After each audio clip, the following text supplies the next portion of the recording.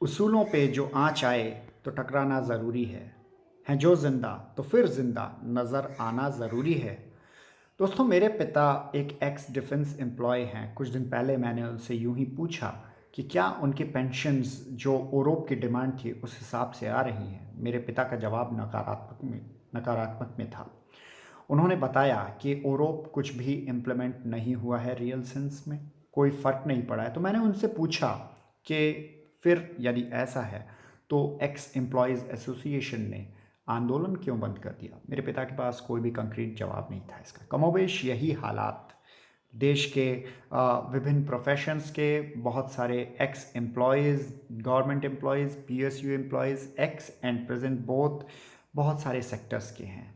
जनता पीड़ित है, लेकिन वो सड़क पर नहीं उतरी। किसान आंदोलन हम सभी देख रहे हैं कि किस प्रकार से उत्तर भारत के फिलहाल जो किसान हैं एक हिस्से के, वो बहुत ही जिगर के साथ डटे हुए हैं शांतिपूर्वक आंदोलन करने में। और कितना बवंडर उन्होंने उठा दिया है इस छोटे से इलाके के सिर्फ किसानों ने।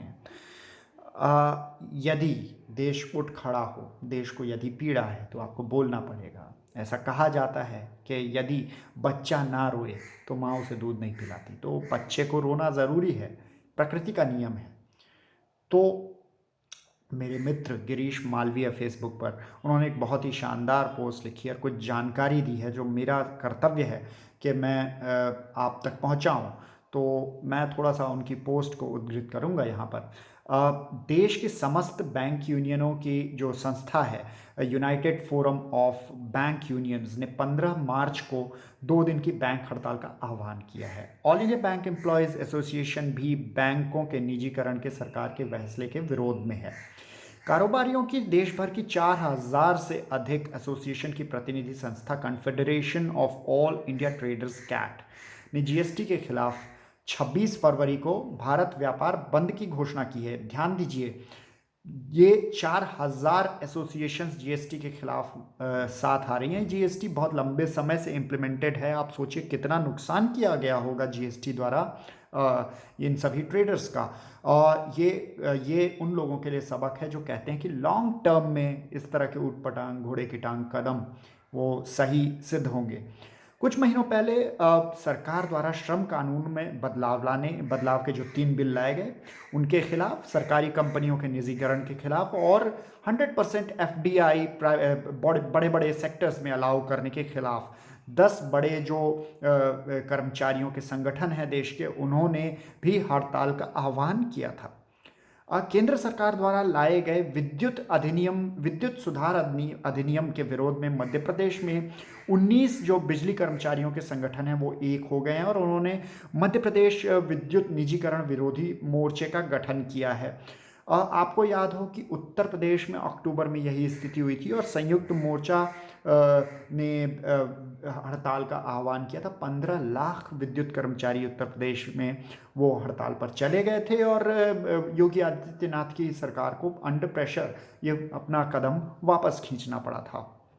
कोयला उद्योग के निजीकरण से और कमर्शियल माइनिंग के विरोध में जो कोयला कर्मचारियों का संगठन राष्ट्रव्यापी हड़ताल कर ही चुका है।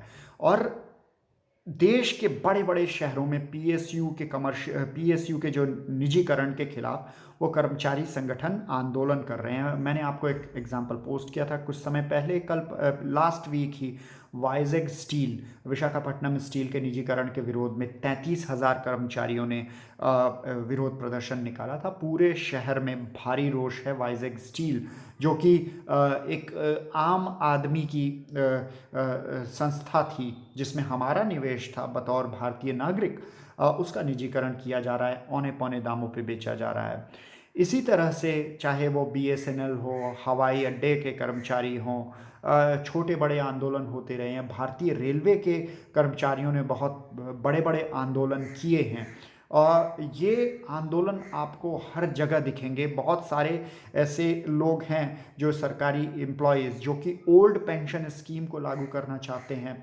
किसानों के आंदोलन के अलावा बहुत सारे आंदोलन हैं। यदि जनता पीड़ा में है तो उसे बोलना पड़ेगा। यदि आपको एलपीजी सिलेंडर की कीमत महंगी लग रही है, औकात से बाहर लग रही है, यदि आपको पेट्रोल डीजल का दंश सता रहा है सरकार के जो प्राइसिंग पॉलिसी है, टैक्सेशन पॉलिसी है, उसके चलते, यदि आपको महंगाई सता रही है, यदि आपके रोजगार में हानि हो रही है सरकार की ऊल जुलूल नीतियों की वजह से, तो आपको बोलना पड़ेगा। कोई चुप बैठना कोई चारा नहीं है। और भविष्य की राह देखना कि कल कुछ ऐसा बदलाव आ जाएगा कि खुद ब खुद अच्छे दिन आ जाएंगे, ये सरासर मूर्खता है।